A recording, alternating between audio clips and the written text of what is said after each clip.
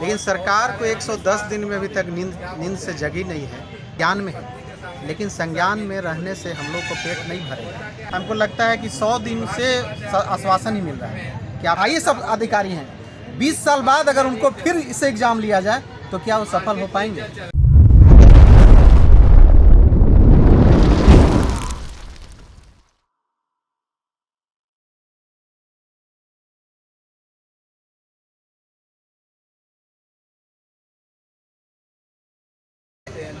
हम लोग का जो टेट पास सफल सहायक अध्यापक का आंदोलन है 22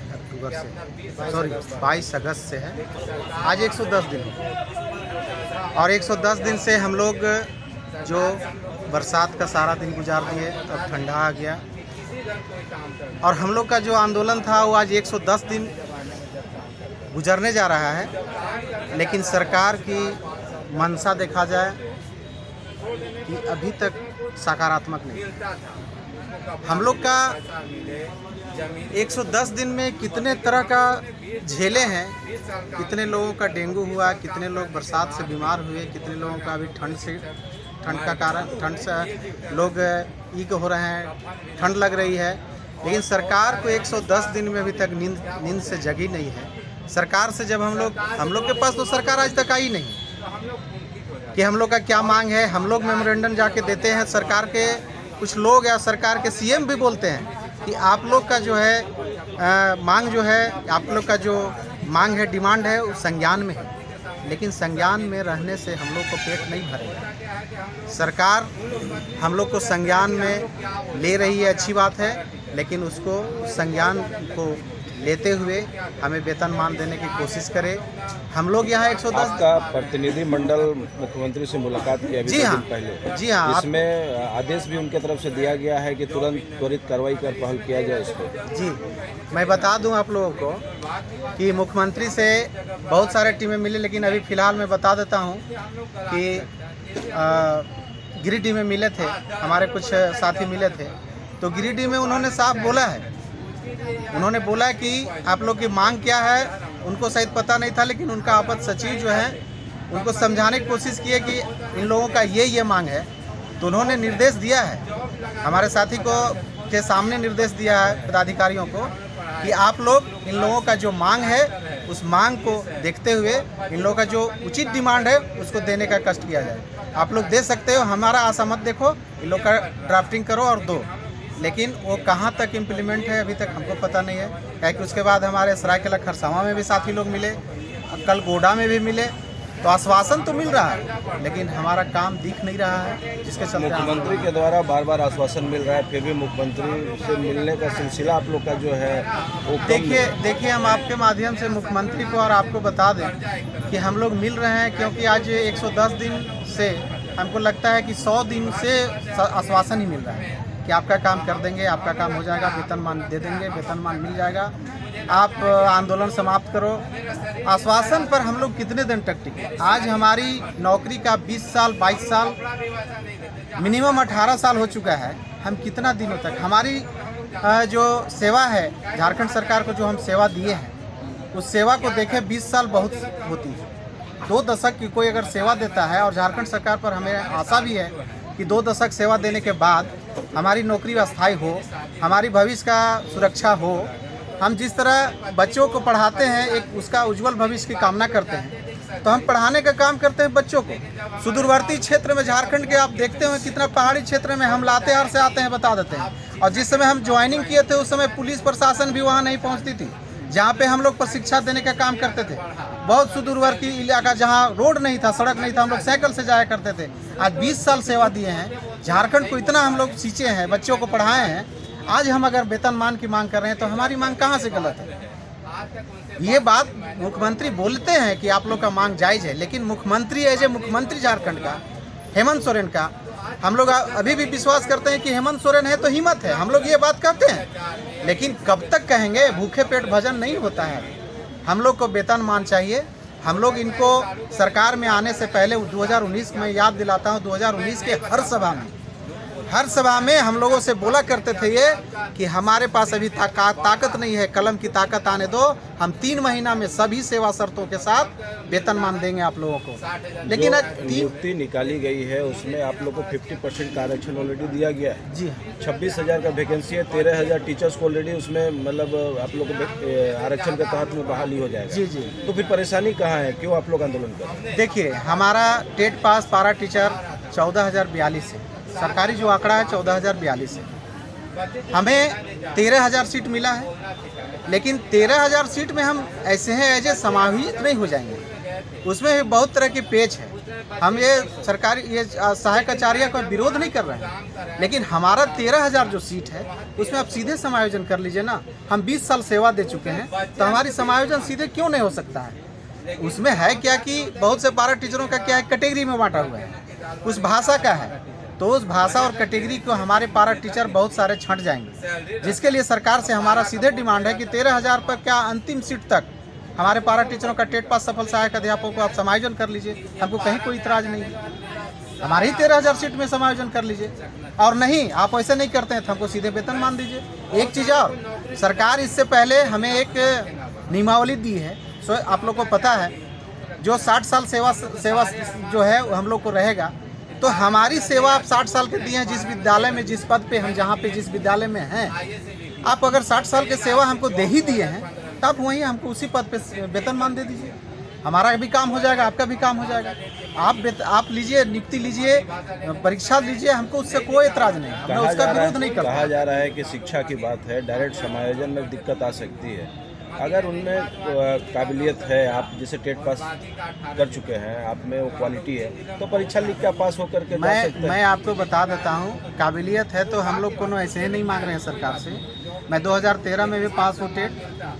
2013 में पास होने का कारण था कि हम लोग फंसे हुए हैं, इसलिए कि उस समय हम लोग का लैंग्वेज था, कुछ लोग मगही रखे थे, वो 3 जिला था, और कुछ लोग नागपुरी रखे थे, 13 जिला था।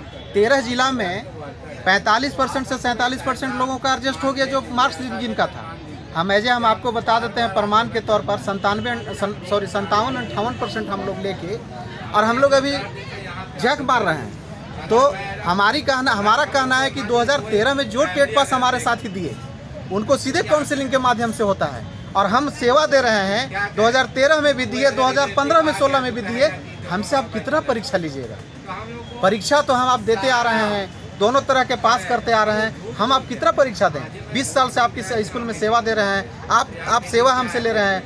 जनगणना हो गया, मतगणना हो गया, आप इलेक्शन ड्यूटी में हमको बेदहासा भेज देते हैं, वहाँ प्रिजाइडिंग तक बना देते हैं, तो वहाँ हम सेवा देने लायक हैं। और यहाँ आप एग्जाम लीजिएगा, 20 साल कोई सेवा देता है, आप ही को हम बताते हैं कि 20 साल एक पदाधिकारी, कोई भी IAS अधिकारी हैं, 20 साल बाद अगर उनको फिर इससे एग्जाम लिया जाए तो क्या वो सफल हो पाएंगे?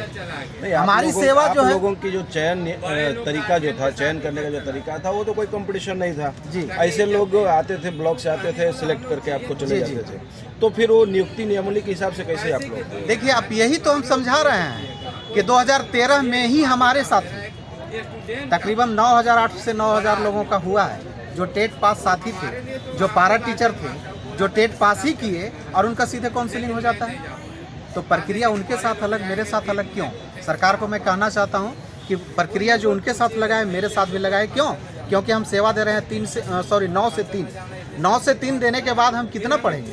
हमारे पास टाइम भी तो नहीं है, अपने लिए, अपने बाल बच्चों के लिए, अपने माँ पिता के लिए, सबको तो टाइम देना है, और उसके बाद हम पढ़ाई करेंगे। हमको आप जो है सहायक आचार्य में एक 25 साल का स्टूडेंट है, और हम एक एज 30 साल, 35 साल, 40 साल, हमारे साथ ही 50 साल, देखिए हमारे साथ ही 3 साल बचा हुआ है।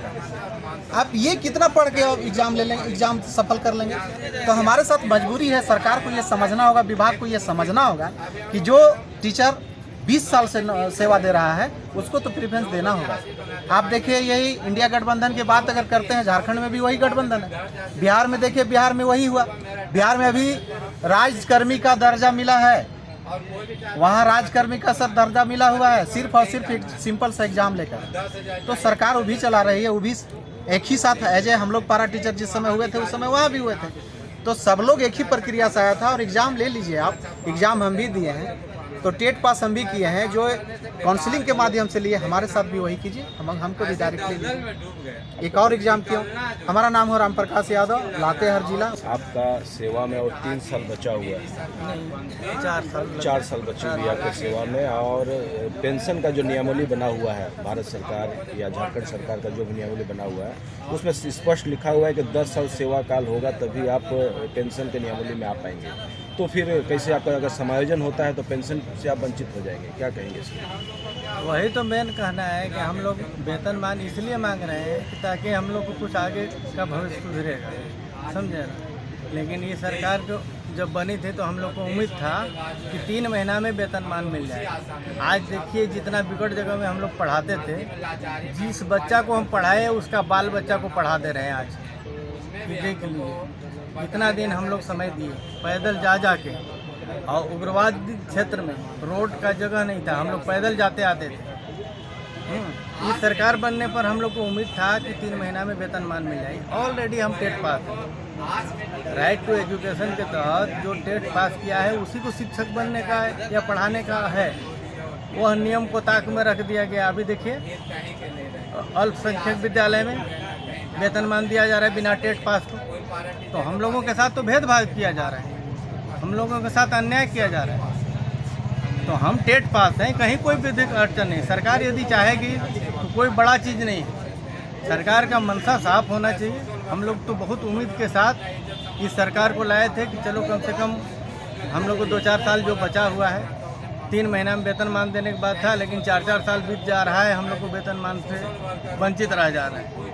आप लोग समायोजन की मांग कर रहे हैं, और जो नियुक्ति का जो वैकेंसी निकला उसमें सिलेबस भी निकाल दिया गया है, तो फिर क्या लगता है कि आप लोगों की मांग ये समायोजन की? देखिए 9 से 3 बजे तक हम लोग समय से जाते हैं, अंगूठा लगाते हैं तो हाजिरी बनता है, थोड़ा सा लेट होता है तो हाजिरी भी नहीं बन पाता है। ये स्थिति है, उसका भी हम लोग को जवाब देना मुश्किल हो जाता है। आप बताइए कि 9 से 3 यानी 8 बजे हम जाएंगे स्कूल विद्यालय, 3 बजे वहाँ से आएंगे तो 4 बजे हम घर आएंगे। आप बताइए खाना उना खाते हमारा 5 बजेगा, हम कब पढ़ेंगे बताइए? लेकिन सिलेबस जो है उसमें जो आप पढ़ा रहे हैं उसी के रिलेटेड आपका रिलेटेड कुछ नहीं है, इतना भास्ट दिया हुआ है ना। हम 1 से 5 पढ़ाते हैं या 6 to 8 पढ़ाते हैं। हमको इस आधार पर देता तो कोई दिक्कत नहीं था। यहाँ तो इतना घुमा के दिया हुआ है कि हम लोग को समझ में नहीं आ रहा है कि सिलेबस है कि क्या है। कोनो IAS अफसर बनना है हम लोग को, IAS वाला एग्जाम ले रहा है बताइए, 7 घंटा और 9 घंटा का परीक्षा। कि कहाँ का तू के 1 से 5 पढ़ाइए रहे, क ख ग घ पढ़ा रहे हैं बच्चा को, 1 से 5 तक पढ़ाते हैं, और हमको पूछा जा रहा है ऊपर से। बताइए हम इसको न जवाब देंगे कि हम वहाँ ऊपरे वाला जवाब देंगे? बताइए। और हम लोग का उम्र ख़त्म हो गया, अब आँख में चश्मा लगाते हैं तो हम लोग भरते हैं सब कुछ, बिना चश्मा के कोई काम नहीं होता है। आप बताइए कि हम कितना पढ़ेंगे, आंख दर्द होने लगता है, थोड़ा सा किताब देखते हैं आंख दर्द होने लगता है। इस तरह में हम लोग कैसे तैयारी कर पाएंगे बताइए? उम्र से ही ना कुछ होता है, यही तो बात है।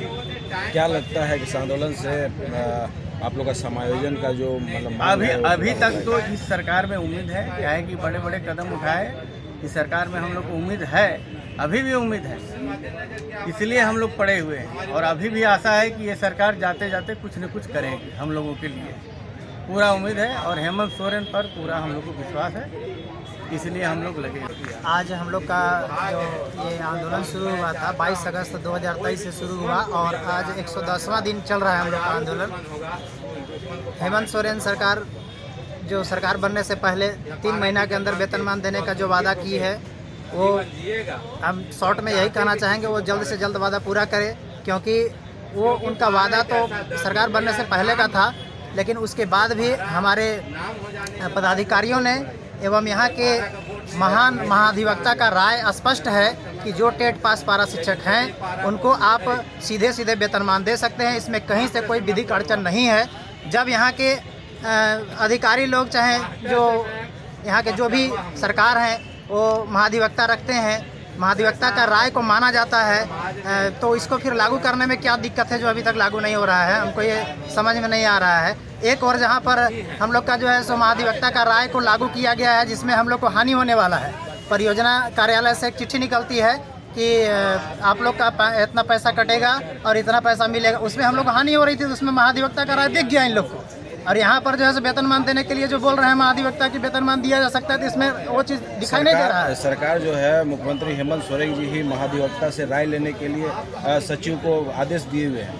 तो क्या लगता है कि ये जो इस बार पहल जो हुआ है वो मतलब सही है?